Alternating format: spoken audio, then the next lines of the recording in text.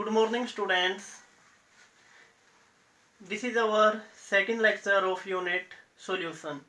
In the first lecture, we have discussed about solution, its types, and some concentration terms. That is, concentration terms include mole fraction, molality, mass percentage, volume percentage, and mass by volume percentage. So our next topic of discussion, that is normality. Our next concentration term is normality. Normality is represented by capital N. What is normality? Normality is simply the ratio of number of gram equivalent of solute, number of gram equivalent of solute by volume of solution in liter. It means normality is defined as number of gram equivalent of solute present in 1 liter of the solution. Next, how you will find out the number of gram equivalents?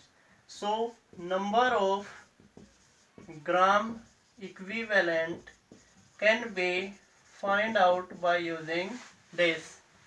Mass या weight we have given in the question, that is W. It is divided by equivalent mass. Then how you will find out equivalent mass? Equivalent mass can be calculated, that is molar mass divided by its valency factor. Its valency factor is a combined term for different types of acid, base, salts, etc.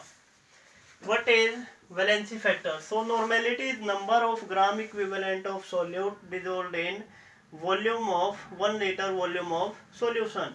So it can be calculated number of gram equivalent, mass given by equivalent mass. And how you find out equivalent mass? That is molar mass by valency factor. Valency factor can be calculated in case of acid. What is valency factor? Valency factor is number of replaceable H plus ions present in the acid. Number of replaceable H plus ion या acid present in the number of replaceable H plus ion present in the acid, that is the valency factor for the acid. It is in case of acid, that is HCl. It is H plus plus Cl minus. So 1 H plus is present, so its valency factor is 1, and it is known as the basicity. Basicity in case of acid. In case of valency factor in case of acid, that is basicity.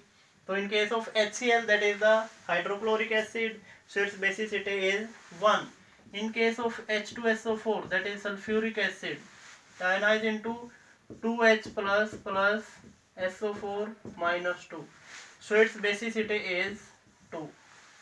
So we can calculate easily equivalent mass in these cases, that is HCl. So its equivalent mass will be molar mass of HCl is 1 plus 35.5. It is 36.5. And its basicity is 1. So its equivalent mass is 36.5. In case of sulfuric acid, the molecular mass of sulfuric acid is 98, and its valency factor, that is basicity, is 2. So its equivalent mass is 49. So we can easily find out equivalent mass of acid by using its basicity. In case of base, the term used for valency factor, that is acidity. Acidity means number of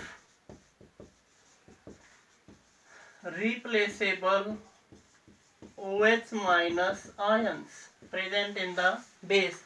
Example, that is NaOH, KOH, BaOH whole twice, calcium hydroxide, all these are the bases and they will dissociate into N plus OH minus, K plus OH minus, MgOH whole twice. So their valency factor is 2 and here valency factor is 1 and in this case is also 1. So in case of the basis, equivalent mass can be calculated by dividing valency factor, that is the acidity of the base.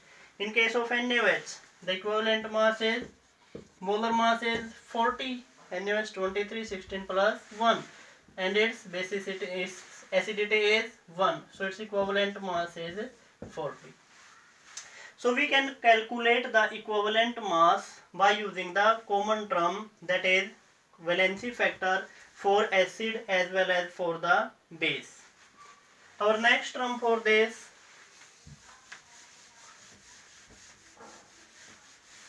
in case of elements we use the valency. In case of the oxidizing or reducing agent we use the term for the valency factor. In case of the elements, equivalent mass can be calculated molar mass by its valency. And in case of the oxidizing या फिर reducing agent we can use molar mass by number of, yeah, we can say that change in oxidation state, change in oxidation state of oxidizing or reducing agent. Example, KMnO4, that is strong oxidizing agent. In acidic medium it changes into Mn plus 2. Here oxidation state of manganese is plus 7 and here oxidation state is plus 2. Manganese itself reduces to plus 7 to plus 2. So the number of electron gain is 5 electron. So here valency factor in this case, that is 5. So we can calculate the equivalent mass and number of gram equivalent and we can find out the normality of a solution. Next term, that is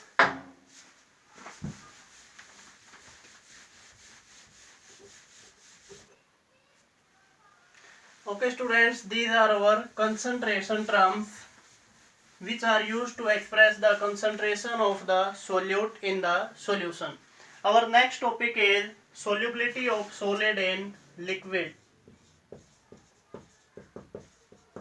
Solubility of solid, that is solute. Solute is solid in liquid, that is solvent. So our next topic is solubility of solid in liquid या solute in solvent. Solid in liquid, that is maximum amount of the solute. Solubility means the maximum amount of the solute which can be dissolved in a given amount of the solvent. That is called as the solubility. The maximum amount of solute which can be dissolved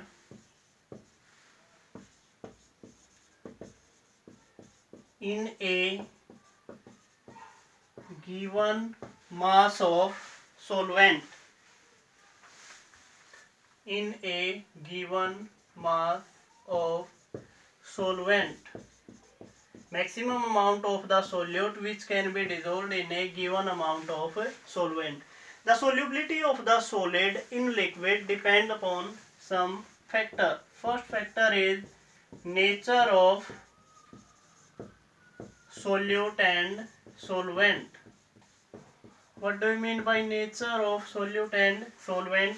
It means like solute dissolved in like solvent. It means that solute and solvent should be present in same phase. That is, polar solute will dissolve in polar solvent. Example of this, that is polar solute, that is HCl gas, will dissolve in polar solvent, that is water molecule. Means like solute dissolve in like solvent. That is the nature of solute and solvent. Second factor on which solubility depend, that is temperature. Temperature play a very important role in the solubility of solid into the liquid. If the process of dissolution is exothermic process in which heat is released. When solute dissolve in solvent and in equilibrium condition, it gives solution plus heat. If we increase temperature, it means heat is increased, so this equilibrium will shift in the backward direction. We can say that solubility decreases with increase in temperature in case of exothermic process, according to our Le-Chatelier principle. And in second case, if solute solvent plus heat gives us solution. Equilibrium, that is the condition of endothermic process. If solute plus solvent plus heat, and this equilibrium will set up, gives us solution. It is a case of endothermic process. In this case, if we increase the temperature, solubility also increases. Next our point is pressure.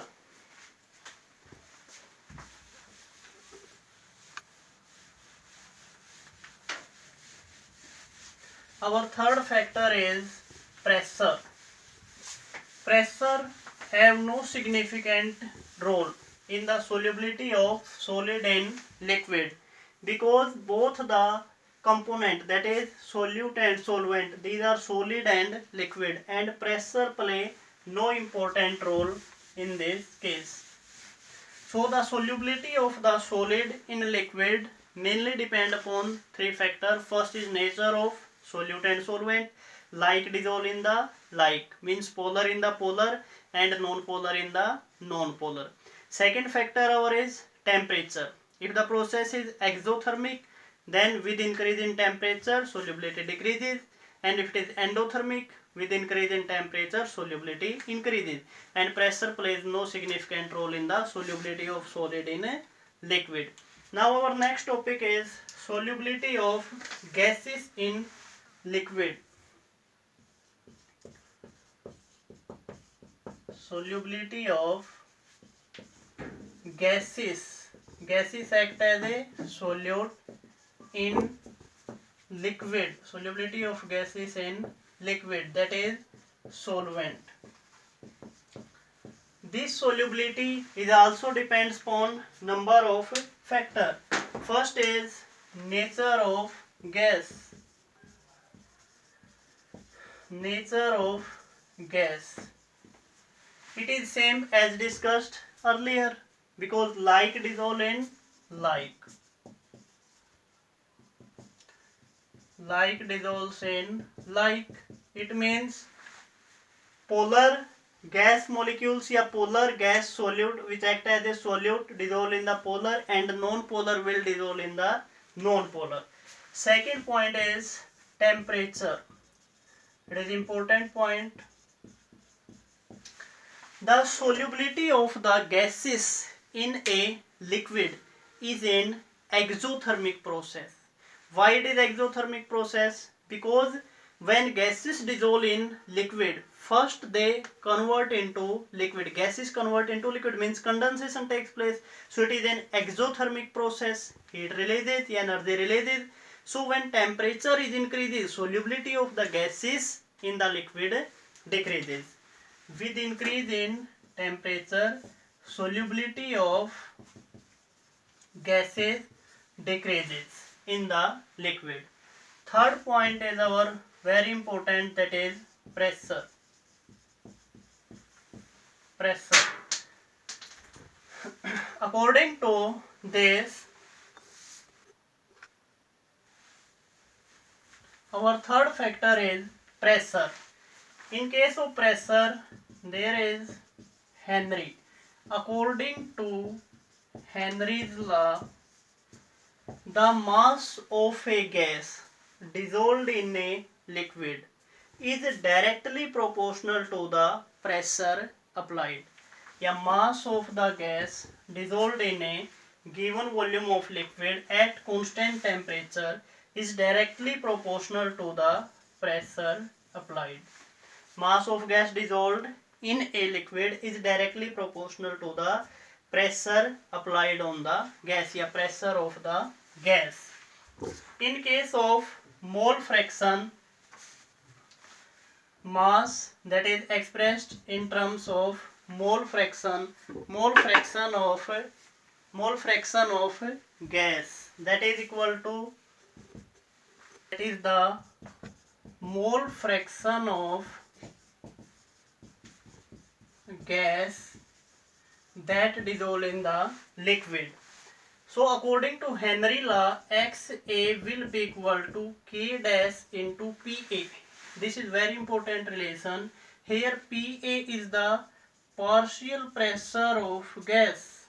PA is partial pressure of gas, and XA is mole fraction of that gas which is dissolved in the liquid. Partial pressure means the pressure of the individual gas which dissolve in the solvent molecule.